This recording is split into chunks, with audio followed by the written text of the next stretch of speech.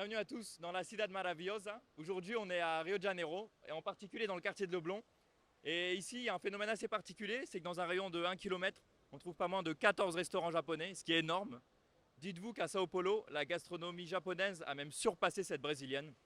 Et c'est révélateur d'un phénomène assez particulier ici au Brésil, c'est que le pays compte pas moins de plus de 2 millions de Japonais, ce qui est la plus grande diaspora japonaise au monde.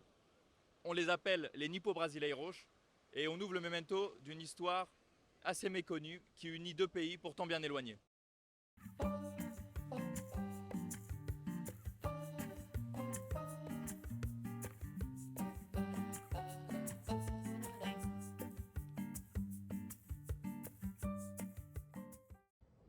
Et pour mieux comprendre ce phénomène, nous avons contacté l'Institut culturel japonais au Brésil et l'un de ses professeurs, Leonardo Sato, nous a fait l'honneur d'une interview.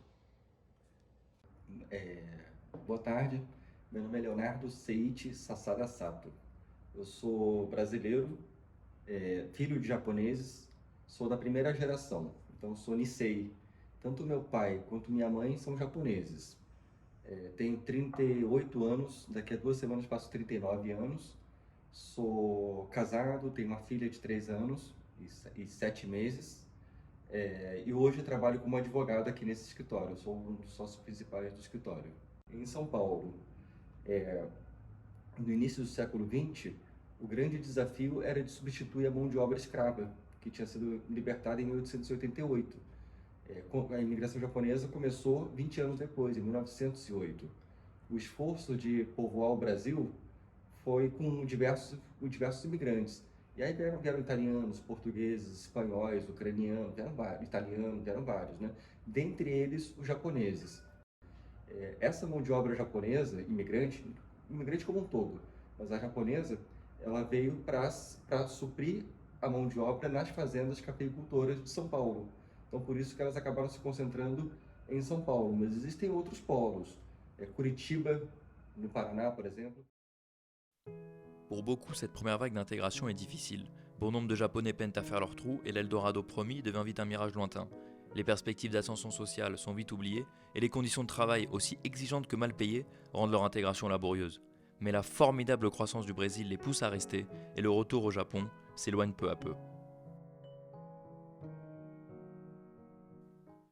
Cependant, les crises économiques et monétaires des années 80 obligent de nombreux Brésiliens à partir à l'étranger. Et ainsi, c'est plus de 300 000 Nippo-Brésiliens qui s'installent au Japon, la terre de leurs ancêtres, alors en plein essor économique. Et c'est à ces derniers que l'on doit par exemple le développement du football sur l'archipel. Les championnats se professionnalisent et la Ligue japonaise voit le jour en 92. Cette dernière va justement faire appel à de nombreux footballeurs de l'autre côté du Pacifique, et aujourd'hui on ne compte plus les joueurs et entraîneurs brésiliens qui exercent dans le championnat japonais. On peut citer également Rui Ramos, Wagner Lopez ou encore Alex Santos, qui vont rejoindre l'équipe nationale japonaise après leur naturalisation. Et inversement, le championnat brésilien accueille des joueurs japonais à l'image du club de Sao Paulo FC, qui va accueillir Musashi Mizushima, un jeune joueur du Shimizu FC repéré par Pelé en 1974. Et c'est le début d'une nouvelle ère pour le football brésilien, qui voit alors plusieurs joueurs japonais quitter leur archipel pour fouler les pelouses du géant sud-américain.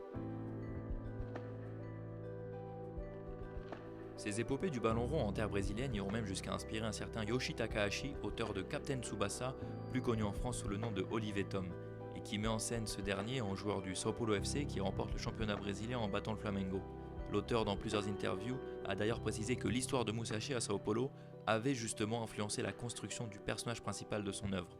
Une chose est sûre, le foot relie à tout jamais le Japon au Brésil. São poucos os nipodescendentes que eu conheço aqui no Brasil que aprenderam a falar em japonês. E eu falo, por quê?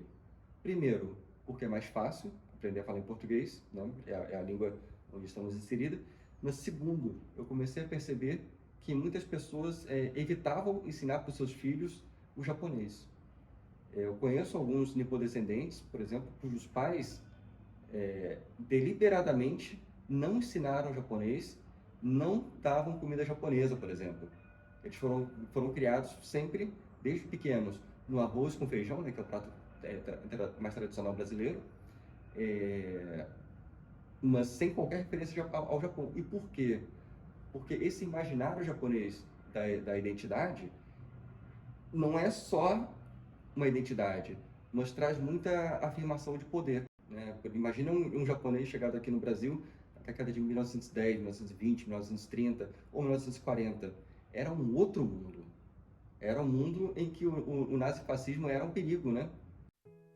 Leonardo Sato fait ici référence au Shindorenmei, qui était une organisation terroriste d'immigrants japonais qui, dans les années 40, refusait de croire à la reddition du Japon à la fin de la Seconde Guerre mondiale, et on estime qu'ils ont fait pas moins de 23 victimes et 147 blessés, tous des nippo-brésiliens qualifiés de makegumi, dits vaincus, qui acceptaient la défaite du Japon.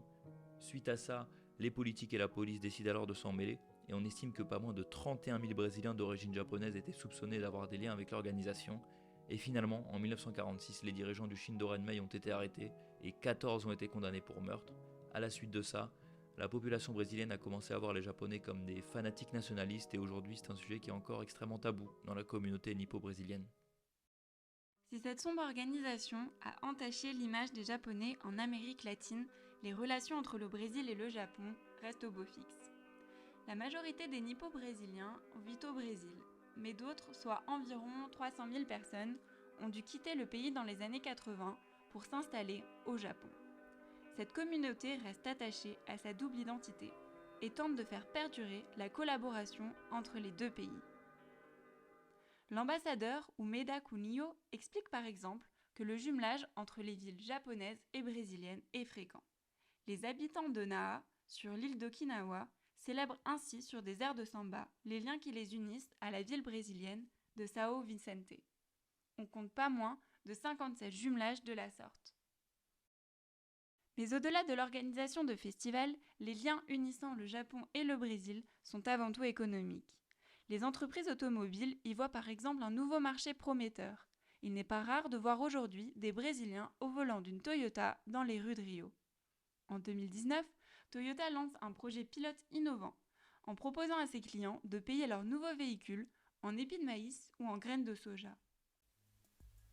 À ce jour, les accords commerciaux concernent majoritairement le secteur de l'agriculture. Comme vous le savez, le Brésil dispose de vastes espaces pour la culture du soja, contrairement au Japon. Pourtant, ne nous méprenons pas, car le Japon n'investit pas au Brésil uniquement pour importer des denrées et satisfaire ses besoins alimentaires. Le pays semble soutenir financièrement des entreprises afin d'améliorer les rendements de la production agricole. Grâce à l'augmentation de la productivité, les entreprises agricoles brésiliennes peuvent proposer des prix compétitifs sur le marché. Les autres producteurs doivent donc s'aligner et à l'échelle mondiale, on observe une diminution générale des prix. Notre memento touche donc à sa fin et on espère qu'il vous aura plu. On aurait pu vous parler des 6 millions de Brésiliens d'origine libanaise, plus nombreux que les habitants du Liban eux-mêmes, et tout comme ces Libanais, la présence de cette communauté japonaise peut étonner, mais n'oublions pas que l'identité brésilienne est plurielle et qu'elle s'est construite au fil des vagues migratoires. Et comme le rappelle très bien Leonardo Sato, A relação entre brasileiros e nipodescendentes, né? Acho que é muito boa, é excelente. et sur ces dernières paroles, j'aimerais vous remercier d'avoir regardé la vidéo, et n'hésitez pas à nous donner vos retours. Également, on va rédiger un petit article qui sera disponible sur le site internet, donc n'hésitez pas aussi à jeter un œil. Et enfin, je vous laisse avec une question bonus pour mes amoureux du ballon rond. Merci. Se houver uma partida de futebol entre o Brasil e o Japão, que você apoiará? Nossa, você é jornalista mesmo, hein?